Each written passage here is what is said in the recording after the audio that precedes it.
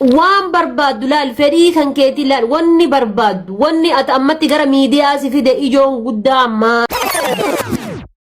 ما نبي تيجي يا دو قبدي بر كنين انت بدأت ده ويا زدي ما فرو ولا نشيز يا كم تلمون انت هفتيا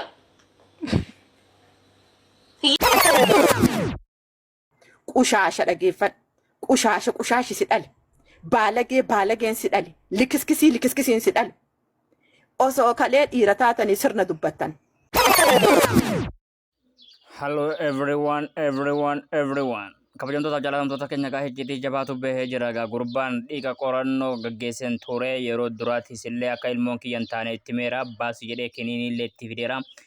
Baasuu didde jechuudhaan egaa isheen guddaan kun wantoota isarraa hin eegamnee fi wantoota hin taane dubbatanii jiran. Asirratti wanni isiniin jechuu barbaadu ilmoon keessan tahee keessan tahuu baatee nikaa keetii silaati dhiira jabaa taatee si jala teessee nama biraa jalan qabattu wanta akkasii gaarii miti. Kun ofiin of saaxilu of salphisu aybii ofii baasuu jedhama.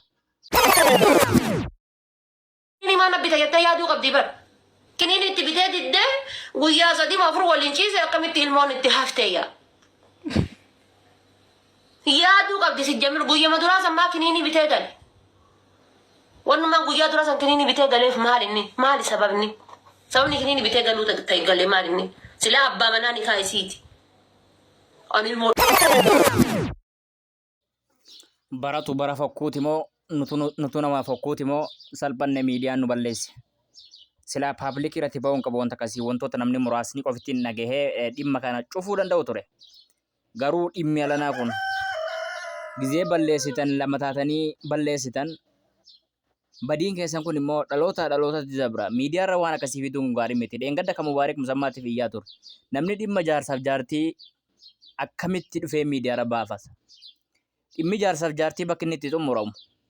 Ollaa bira yoon ga'u siree irratti dhuma. Akkas jedhe Firaa'oliticha.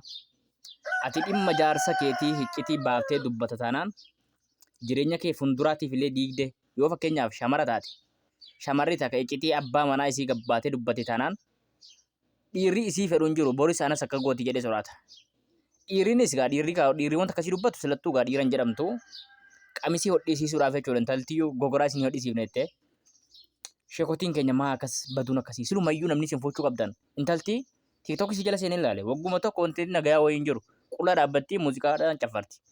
Siluma gaafa fuutan laaltaniin fuutanii. Shari'aa osoo hin fuudhin dura laaluun isin eeyyamuu diddee ergi baafte. Amma fakkeenyaaf shari'aan akki jedhu nama salaatu laaladhaa fuudhaa jedha. Isin garuu fuutanii kaatanii saltanii kaatanii hin salaattuu jettan. Utuun saliin utuun fuudhin maa salaatuuf hin salaattuu jettanii gaafan. Maa addan baaf. Egaa har'a bakka kana urgisee dhabu salaatuu dhabdeennaanan hiikee hin jedhamu akkas. Fakkeenyaaf yoo salaatuu dhabdeennaan isii hiikte mucaan kan kee maarraan furan. Mucaa kan kee maarraan furan sanuu as deebi'ee mucaan kootii miti dhiigan qorachiise. Maa jechuudha akka jechuun maa dhiiga qorachiifta. Gaafa duraatis kiniin kenneenaaniif kiniin nyaachuu diddee. Maa kiniin itti kennita gaafa duraa. Maal kun jazbaan namaa ish mina hin asfaaraana. Kiskisiin sidhan. Osoo kalee dhiira taatanii sirna dubbattan. Qamisii beeraa shinshinii diradhaa deemaa. Sirnallee harkaan qabdanii diinallee harkaan qabdanii. Maraa lafa keettanii yaatanii isin. Sirna Oromtichaallee harkaan qabdan, sirna Arsichaallee harkaan qabdan, amantaallee harkaan qabdan. Amantaallee hin beeytan. Amantaallee hin baranne, amantaallee baradhaa. Dura amantaa wal baradhaame.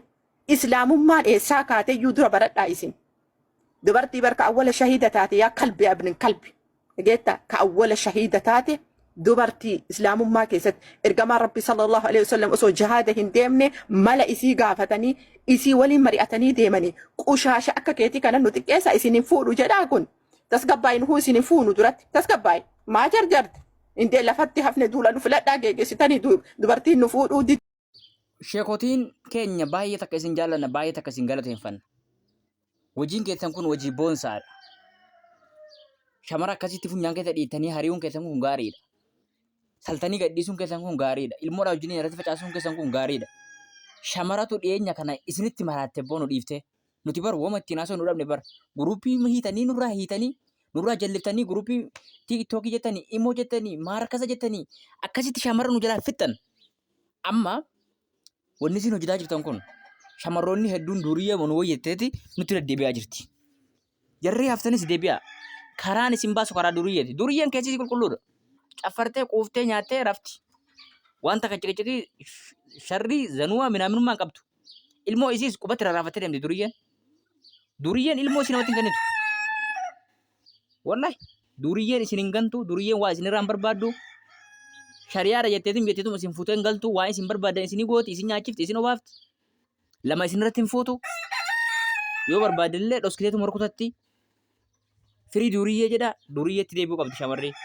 Shamarri waggoota 5 keessatti ergi warri ishee kotii kun markasatti galee nurraa hidhate. Wallahi shamarri firii duriyyee kottaa gara keenya. Waan barbaaddu laal fedhii kan keetii laal wanni barbaaddu wanni ati ammatti gara miidiyaa si fide ijoon guddaa maali?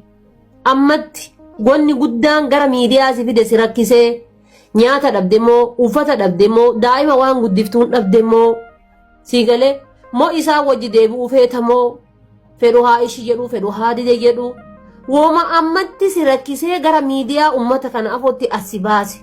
Oma publikii gubbatti. Haadha faatee mucaan waa isii rakkisee siyaasa miidiyaa irratti baase beekamaadha bara.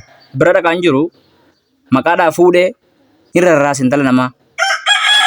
Namni heerumtee abbaa manaatti beekaa isin waajjifataan jirtu mana abbaa teessii ilmoo isaatii waliin rakkatti. Fakkeenyaaf jaarsaa jaartiin guyyaa 3 keessatti taraa takka wal arguu qaban dirqama.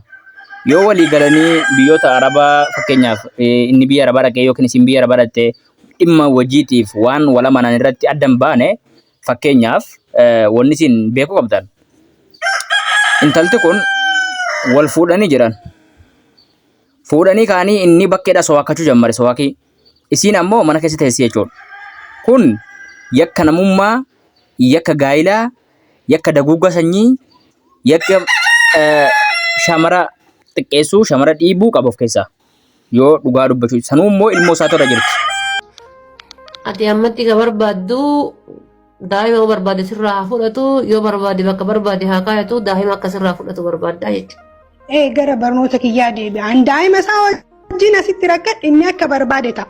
An hiriyoota kiyyaa gad ta'e daa'ima wajjin mana keessa gattaa inni akka fedhe isaa deema.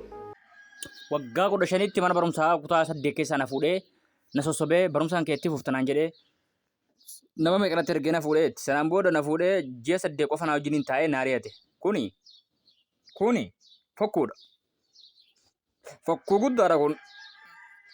Tokkoffaa dubrummaa irraa balleessee dubrummaa qabattee dubrummaadhaa birrii guddaa kaffaluu qaba. Isiin illee birrii qabataarti. Dubrummaadhaa yoo xiqqaate birrii kan kun kaffaluu qabaarti.